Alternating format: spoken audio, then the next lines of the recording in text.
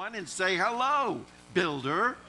That's right. Look around this room. We've got a room full of builders. Oh, not that you're wearing construction helmets or that you've got a tool belt on or that you're building something in the physical realm. We're building a life. That's right. Each and every one of us are here in this wonderful spiritual journey we call life to build something amazing, to build something within. Now, we build our lives based on several things. One is the wisdom of God. We build on this when we understand the truth. When we understand all the essence of that which is God, we've got some strong foundations that we can lay down to build something. And you know how important it is to have a structure built on a firm foundation. Everyone encounter a house with a sinking foundation? Slipping, sliding. Today's Father's Day, and I think about my father and his work as a pastor, but also a builder in many different ways. I can remember one particular parsonage that we lived in that as a preacher's kid, the church had welcomed us to allow us to live in this beautiful two-story home that was sinking into a swamp. And so consequently, because the foundation was so weak and limited, it was slipping every day more and more into this swamp. And it was wonderful as a little kid to play marbles because I could pick the marbles and they'd all roll down to one side. When my mom said, pick up your marbles, in more ways than one, that is some truth, pick them up, they all slipped off to one side and I could gather them up really quickly. You see, he had to work on securing that foundation. We too. We've got some work to do to secure a firm foundation to build our lives on, and that's understanding the very essence, the wisdom of God. Now, sometimes we build our lives on ignorance, a sinking sand, a foundation that's there resting on that which is not solid and firm. So understanding the divine law or spiritual law or principle is so important because we need to know this, understand it, and use it in our daily life. Now, we've been in a series of understanding spiritual law, talking about what is spiritual law. For some, maybe you've never heard it expressed in this context or this way. Let's talk about the promises of God, the principle, the way that God is at work within our life. This is law at work. For God is this wonderful law unfolding promise after promise, principle after principle in our lives that we can live by and count on each and every day in our lives. When we understand these principles and we embrace them, we know them fully, well, we've set a firm foundation to build on. And the big question is, how do we use these promises?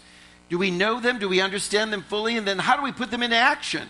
How are we really engaging every day the promise, the way that God is at work within us, allowing the law of God to unfold in beautiful ways? Because we were meant to use this every single day.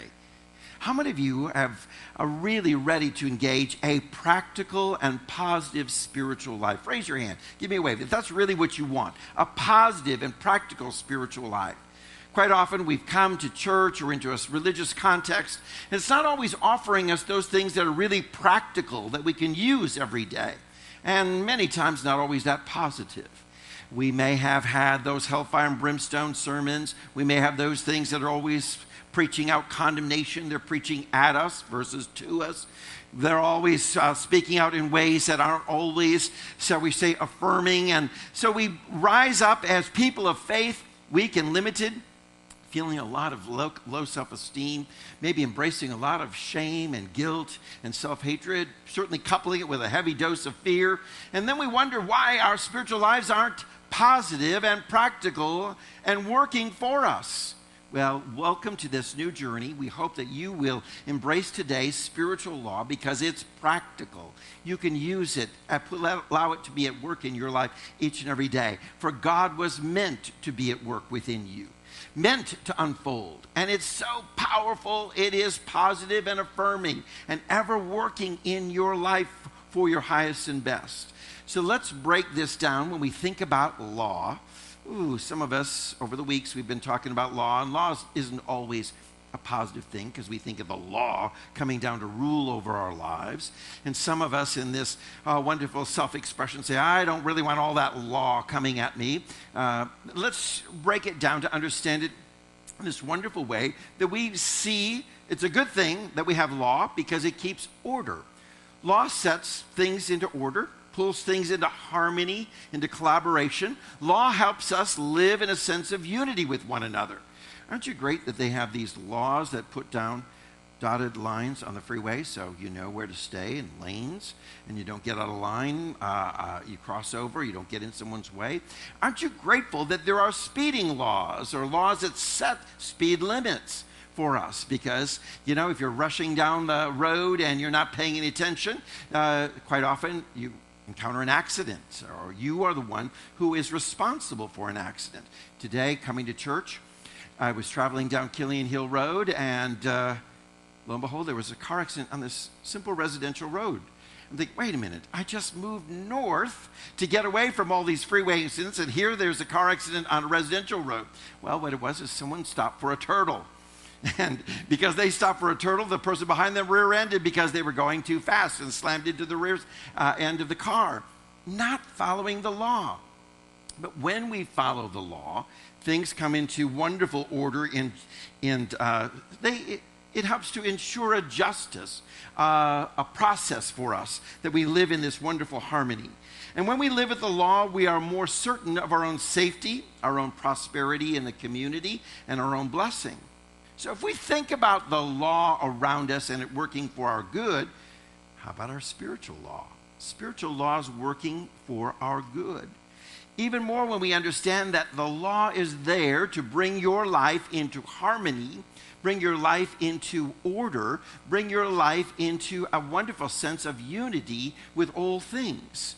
When we understand that spiritual law, the very principle of God, that which is God, is very orderly and pulling us together to understand what it is to live in a unity with one another. Now, in the realm of science, there is no law that is more clear and exact or concise than that which governs the science of mathematics. Oh, I'm so glad that 2 + 2 still is 4. Aren't you? A lot of things have been changing in our world, but aren't you glad that that exacting 2 + 2 is still equaling 4? Something that you can count on. The law of mathematics is there, always at work, and can you imagine if that changed? If that always changed? Well, today, 2 + 2 is 5. Wait a minute. No, yesterday, 2 + 2 was 3. Oh, no, don't you understand? Tomorrow, get ready, because 2 + 2 is going to be 6. You can imagine how chaotic our world would be unless there was some systematic law that was always at work that you can count on, that you can depend on, that you can trust on. So when we understand these exacting ways of mathematic laws, we understand the very exacting ways that spiritual law is at work in your life. You can count on it. You can trust on it. Isn't it beautiful that the scriptures say God is never changing, always consistent, always the same, yesterday, today, and forever? The beginning and the end, all these wonderful cliched phrases that may echo through the ages of ancient scripture telling us you can count on the very law of God at work within your life. You can trust this. Just as we trust the science of mathematics and we depend upon it, we want to learn to be able to trust in God in such a way that says, I can depend, I can rest assured, I know it to be true. Let me tell you, if you ever go ziplining, one of the things that you really want to know is, can I trust this cable that's supporting me? Can I trust it? Can I depend on it? Robert and I were ziplining in Costa Rica. And you look down at the distance of a great ravine down below you. You see that rope going all the way across over the ravine, and you think about it as they strap you in and hook you up on this, and you think, well, wait a minute, is this going to hold me? I had a little bit for lunch, and are you sure this is going to hold me? Because, I might be just a few pounds more than what I was yesterday, just a few, come on. And so suddenly you got this sense like, oh, wait a minute, you don't have a choice. You trust in it and you depend on it, and when they push you off the ledge as you zip line across the ravine, there has to be a complete trust for you to even enjoy the experience. Because let me tell you, if you're not trusting it, and I've been there where I've not trusted it, it's not that fun. It's not that fun to think, whoa, at any moment am I going to fall apart? At any moment is this cable going to give way? At any moment will I fall to the bottom? Well, so it is in our spiritual life. As God is at work, you have to say, wait a minute, I'm stepping out in great faith. Can I trust God? Can I really depend? Because if I don't really trust, it's not that much fun. It's not that exciting. You know, it's the Peter getting out of the boat syndrome.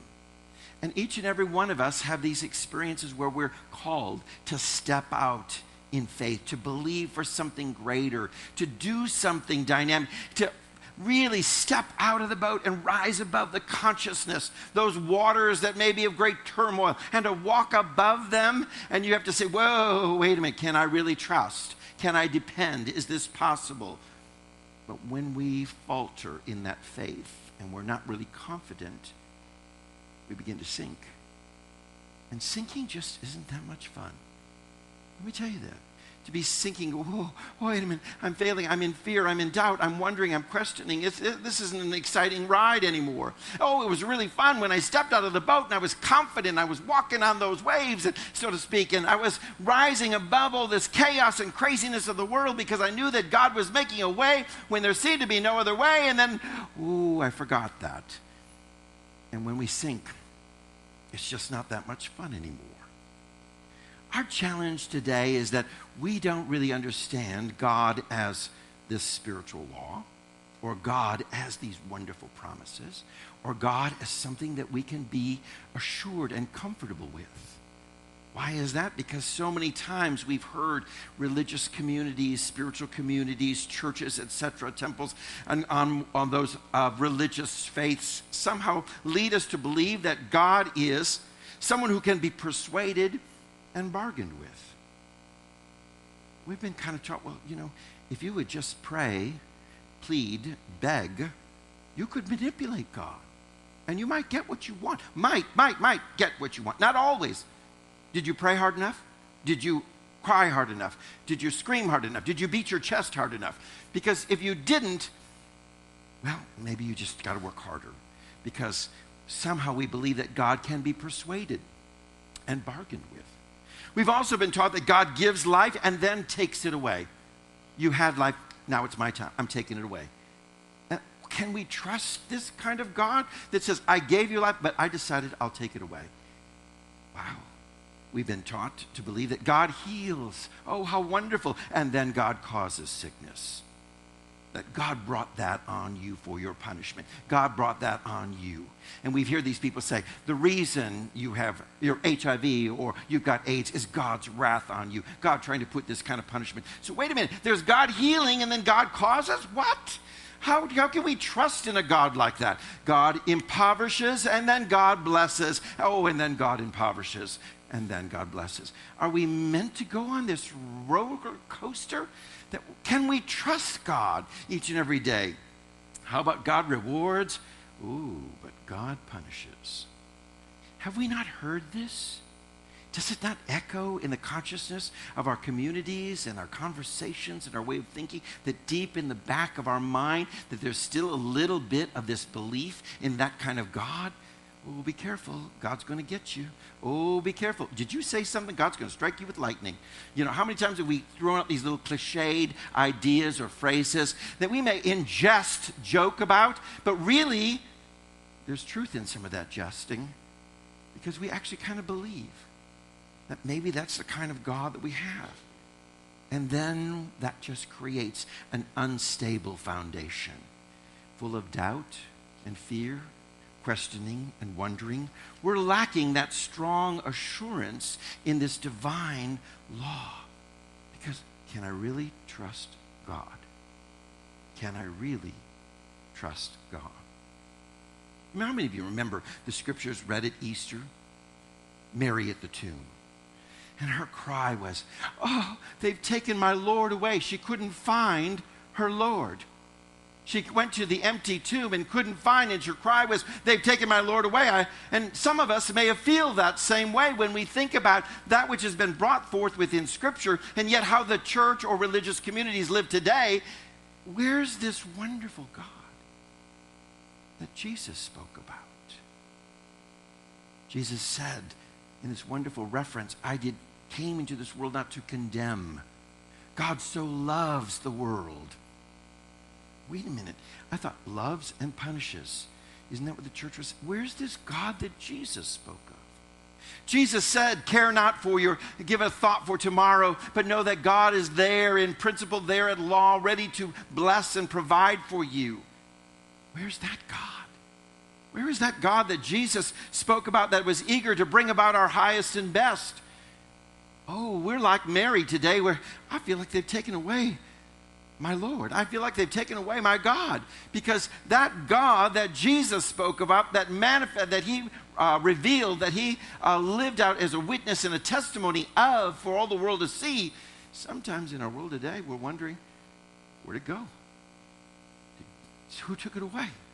Who took this divine understanding, this wonderful wisdom of God from us? But yet once we discover the law of God at work in our lives, a law of this promise that is so sure, when we understand really what God is as a law of bringing about a harmony and a unity for a whole world to work together, we suddenly have a confident faith, a faith that's not wavering, a faith that is so full of knowing.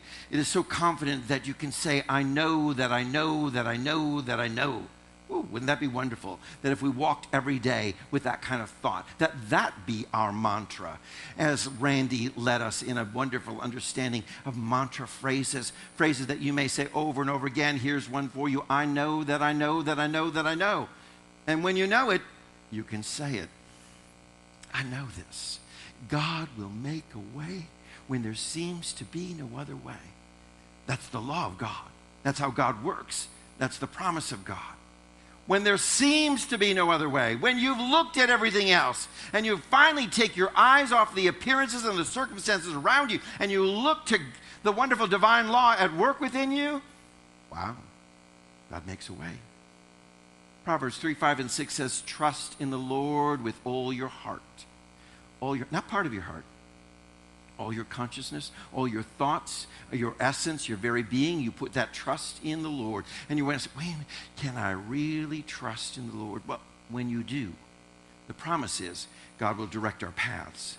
This is the wonderful thing, is that there is this wonderful truth that can be at work within us, that God will direct your paths. So it stirs within us this wonderful confidence that we have, that we're so confident that we can do something called release.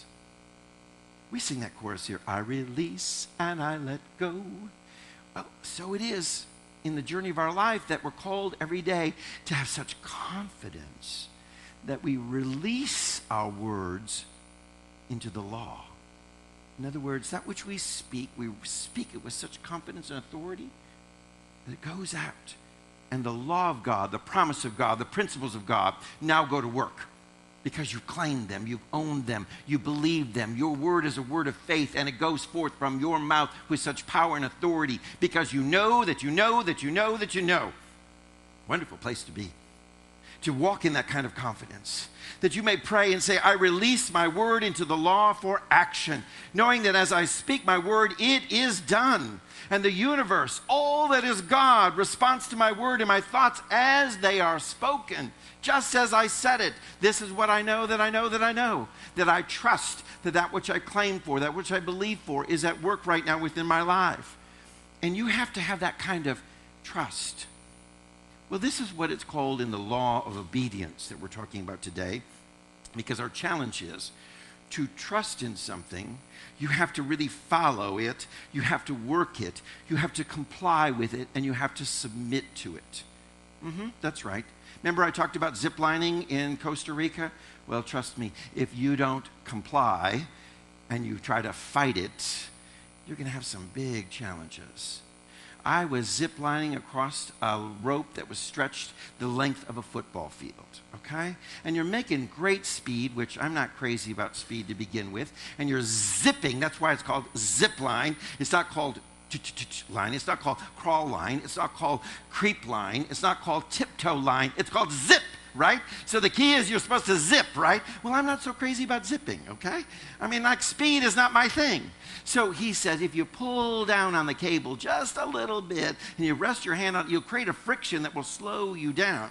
Okay, so that means I'm not so crazy about this, and I'm not going to submit to this, and I'm not going to comply with this zip thing. I'm going to start pulling down. Well, what happens? You stop. And there you're hanging. And trust me, it's a whole lot worse than zipping. Hanging ain't so cool. I am so much more into zipping right now. Because you're dangling there over this canyon looking down, and I had pressed down because I didn't want to comply with the zipping law. I didn't want to work the zipping law. I didn't want to be obedient to the zipping law. And so I pressed down and held down enough that I stopped about a good 30 feet away from the goal. And now I have to go hand over hand, pulling myself across the canyon, trying to get there to the edge. And that's not all that fun either. So let me tell you this. What we have to do is understand that we have to comply with the very law of God. Comply, submit to, follow, obey, all these wonderful things. For obedience to the law is required. And for our success or the lack of it depends upon this, or our failure will be on how much are we really into following, complying, and working with the law. This wonderful law that says, how about sow and reap? Now, a lot of us don't really care for that law. We want to reap, and then we'll think about sowing later on. But let me tell you this, nature doesn't work that way. Anyone ever find that when you walk into your garden and you never planted a single thing, you found an abundance of harvest? It doesn't work that way, does it? But that's the way we like it to be. We think, I just want God's blessings without any sowing. It says give and then receive. We think it's receive and then I'll think about giving. You see how we're not really in line with obedience to the law at all? And so we have to say, wait a minute, there is a law that works for you, a spiritual principle. It is God at work for us. It is a promise in our lives that will be there if we follow the very essence of the law. Last week we talked about the law of praise. It brings about increase in our lives. And of that which we really uplift and encourage, it expands and it grows. And it's a natural thing. It's in nature all around us. And so it is as we uplift and offer praise, there is expansion. It's the law of increase. So when we put these laws at work within our lives, sowing and reaping, laws of living out God's wonderful compensation for our lives, the very laws of that which you believe, so shall you receive. Well, these are principles. They're seen in nature. Now, let me tell you this. Here's the really cool thing. Look outside. Beautiful nature all around us. Isn't that wonderful? I love the views. I just feel like I'm so close to God when I just look out those windows because I believe the revelation of God is ever seen in all of nature around us. And nature reveals a great lesson for us. You know what? Nature has no troubles. Are any of those leaves worrying right now? Any of those leaves contemplating fear, doubt, anxiety? Do they look like they're stressed? Do they think they have problems they cannot solve? Do those trees out there feel like there are burdens that they cannot bear? Now, why? Because they're governed by this wonderful law of harmony and order.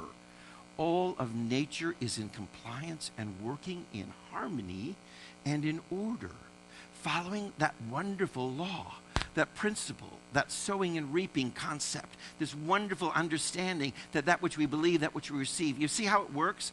It's nature all around us demonstrating to us that when we align, when we get it in order, everything falls into place and it comes forward for us.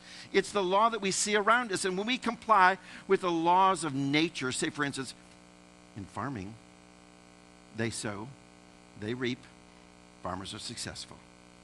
So it is in spiritual life. If we can see it in nature, why don't we apply it in our own spiritual life? And we reap this wonderful power. But the mistakes that we make are due to the fact that we've obeyed more readily the laws of earth, more so than we've followed the laws of spirit and obeyed them. So if we're here, we have to first understand that these principles, they really do work, and you can trust. You can trust in the Lord. You can trust in this divine law. You follow me? Everybody with me here still? Or anybody going out to lunch mentally? You slipped away, made a sandwich somewhere, you a little popcorn break, whatever. I want to bring you back into understanding that what we're here is that when we get things in order, amazing things will happen in your life. So it is that the first things you have to do is to understand sowing and reaping. Let's just take a little understanding of what that is for a moment. That is, you have to think things into existence. Begin to think them. This is the very spiritual law of sowing. In other words, I believe it's so, and so it is. And we say that quite often. How many reflect on that phrase that we say at the closing prayers and so often, and so it is? It means amen. It means it's done. It's finished. We sow to this wonderful understanding in our lives that we say, you know what? My faith says God's already accomplished it. I come from that place. I trust the law so much. I trust God at work so much. I allow it to know that because I trust so much, it's already done. And so it is. In other words, it's finished. It's a done deal. When we get that, when we really understand that, how amazing it is, because we must know the law by its guidance and by its wonderful experience in practice. It's going to guide your life. It's going to lead your pathway. It's going to set your life in order. But you've got to have a little bit of experience and some practice. Because sometimes we get a little bit more experience with the law when we break the law. And let me tell you this, it's a whole lot easier if you just comply with the law to get this wonderful experience. So we get experiences when we sow something, as an example, okay? Let's just work with this, with one of the spiritual laws. Well, the way that God works in our life is that if we sow something and we reap it, wow, well, it worked once. Wow, do you think it'll work again? Of course it will. Isn't that wonderful? That the principle of God is always at work. And if it works for Carrie, it's going to work for Charles. And if it works for Stephanie, it's going to work for Lethe. Because there is not a partiality. So what we understand that the more experience we have with the power and presence of God at work within our lives, the more comfortable we are. So we've got to have some experience of working and allowing God to be at work within our lives, right? So with this experience then comes some practice. We really practice. It means we do it again and we do it again and we do it again. It's not just one thing to say, I stepped out in faith 20 years ago. And I trusted God. And 20 years ago, God blessed me. And I never did it again. I'll never trust God. I'll never step out in faith. I'll never believe for anything great again. I did it once. And it was good. But I'm never going to do it again. Now, how crazy that would be, right? Because it's practice. It's practice. It's practice. It's getting more experience. It's getting more practice with the wonderful law at work within your life that unfolds some amazing things. Jesus trusted the divine power of God at work within his life at all times. And his experience and his practice manifested amazing things in his life and in the world for us. Scripture says, blessed are they that hear the word and keep it. Let's just say, practice it. They hear it, they experience it, and then they put it to work, and they practice it. Scripture says, obey my voice, and I will be your God, and you shall be my people. I love this wonderful. Obey the wonderful principle, the way that God works. Allow it to be at work within your life, and you will be my people, and I will be. There is this wonderful order then.